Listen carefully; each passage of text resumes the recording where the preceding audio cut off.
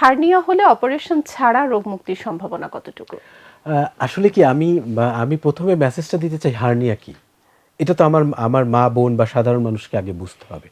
Hernia হলো ধরেন পেটের ক্ষেত্রেই আমি উদাহরণটা দিচ্ছি। পেটের কতগুলো লেয়ার আছে, চামড়া, ফ্যাট, মাংসপেশি, কানেকটিভ টিস্যু, এই সবগুলো লেয়ার মিলে একটা পেটের দেয়াল গঠিত। আপনার হয় কি উপরের চামড়া যেটা একেবারে চামড়াটা ইনটেক আছে, ভিতরের মাংসপেশি অথবা কানেকটিভ টিস্যু এই জায়গাটাকে ছিদ্র বা হোল তৈরি হয়। আপনি ক্ষেত আছে না গ্রামাঞ্চলে, ক্ষেতে কি দেন, বেড়া দেন না? এই বেড়ায় মাঝে মাঝে ছিদ্র হয়ে যাবে, এখান জি। দিয়ে ইঁদুর বিড়াল আসা যাওয়া করে না? এরকমই আমাদের চামড়া বাদে পেটের বাকি যে লেয়ারগুলো আছে, এই লেয়ারগুলোর মধ্যে ফুটা বা ছিদ্র তৈরি হয়।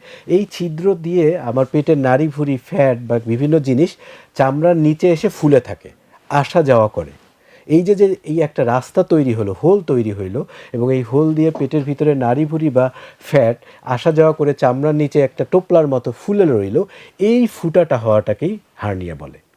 অতএব আপনি চিন্তা করেন, এই ফুটা কি আপনি ওষুধ দিয়ে বন্ধ করতে পারবেন? সম্ভব না। তাহলে এইটার ক্ষেত্রে জাজমেন্টাল একটা ব্যাপার আছে। হার্নিয়া হলেই যে অপারেশন করতে হবে ব্যাপারটা তা না, কিন্তু কিছু সিচুয়েশন ডিপেন্ড করে যখন অপারেশনের প্রয়োজনীয়তা হয়।